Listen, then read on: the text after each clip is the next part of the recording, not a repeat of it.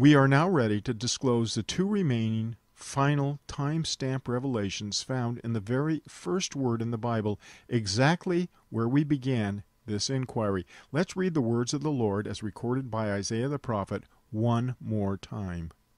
Isaiah 46:9. Remember the former things of old? For I am God, and there is none else. I am God, and there is none like me, declaring the end from the beginning.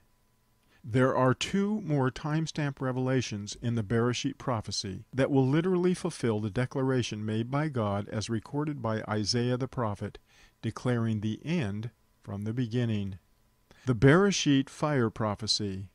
In part 1 of the Berisheet prophecy, we discovered that the first word in the Bible, the Hebrew word Berisheet, the word literally translated in beginning, was not just about one beginning, but contained a prophetic picture and number revelation that heralded multiple beginnings with one major thematic beginning in view that overshadowed all the others. You might have guessed that the Berisheet prophecy was about the six-day creation miracle followed by the seventh day of rest, but it was not. Instead, we discovered the beginning that heralded the 7,000 years of sin and rebellion that began with the sin of Adam, 33.5 years after creation. And what beginning was it that forecast the year Adam sinned? It was the beginning that took place in the fourth millennium on God's calendar, the beginning that took place on Mount Moriah, where the greatest accomplishment to ever take place in human history was manifest on a wooden cross that lifted up the Prince of Heaven, who had humbled himself and come to earth as Emmanuel, God incarnate, in order to satisfy the sin debt of Adam and all his children, including you and me. Now we will unfold the two remaining millennial timestamp prophecies that are just waiting to be revealed. Let's see if we can discover the prophetic timeline and the picture prophecy that literally fulfills the Isaiah 46 prophecy. Let's see if we can find the end from the beginning in the first word God revealed to man, the word Berisheet, that literally means in beginning. It is unusual, to say the least, to find even one word nested inside another word in the Hebrew language, but to find 5 Hebrew words nested in one Hebrew word is clearly astounding and obviously meant to arrest our attention. We have already identified 4 of those Hebrew words that we found nested in the 6-letter Hebrew word Berisheet. Can you remember what they were? Let's review them.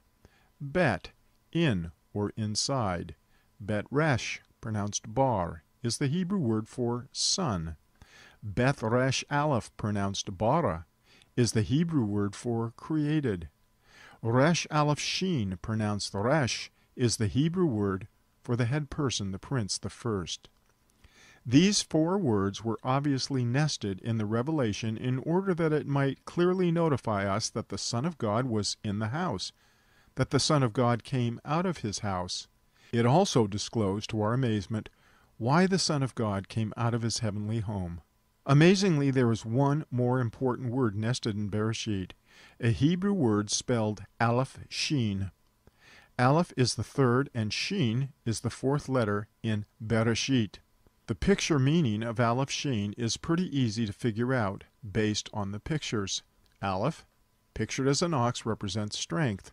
Sheen, pictured as teeth, is meant to convey the idea of crushing and destroying like the gnashing of teeth.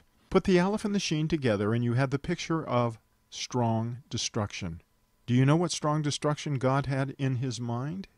We've already seen how sheen was used as a picture to forecast the cross.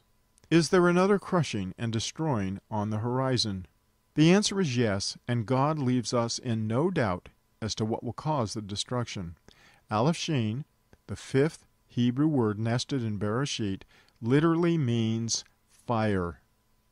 The yod and the sheen tell us when this fire is scheduled to take place on God's millennial calendar. And when is it going to take place? Yod, 10, times sheen, 300, equals 3,000. 3,000 years from the center point of man's history, the date of the cross in 30 A.D., Berisheet prophecy is forecasting fire. Now, anyone that's read the Bible does not need to guess as to what this single shocking word is forecasting. Our present world is going to end in a fiery conflagration. When is this going to happen? We now know the answer based on the Berisheet Passover prophecy. Starting from the center point of all history in 30 AD and then adding 3,000 years takes us to just 1,000 years into the future, to the year 3030 AD. 3030 AD is exactly 7,000 years from the year Adam sinned and was expelled from the Garden of Eden, 33.5 years after creation. And what is it that comes to an end after 7,000 years? 7,000 years that mark the complete destruction of our present heaven and earth?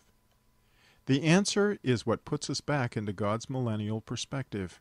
7 is one of 4 sacred numbers that means divine completion, and you do not need to have a PhD in theology to figure out what comes to an end after 7,000 years. Sin, rebellion, and wickedness, and everything it touched and corrupted, including the very world that God pronounced good in the very beginning, has become polluted with sin and rebellion and must come to an end.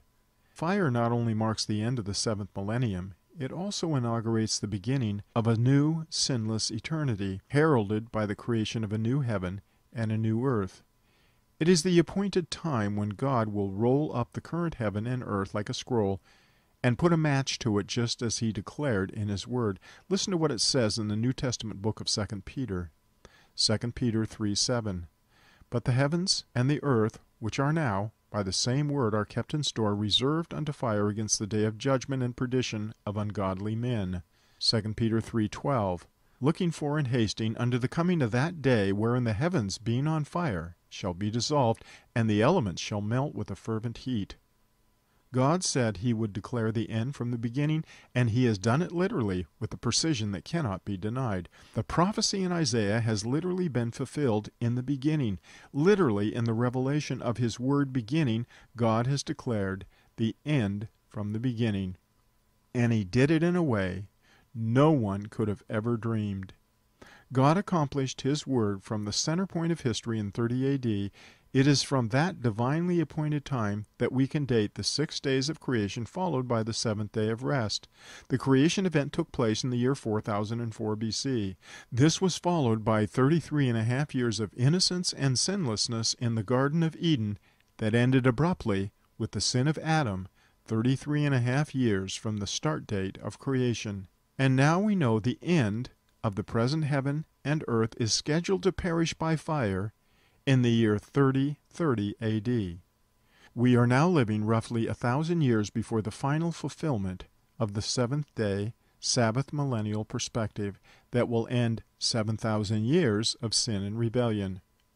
We are now left with one more timestamp prophecy, the final Berisheet prophecy.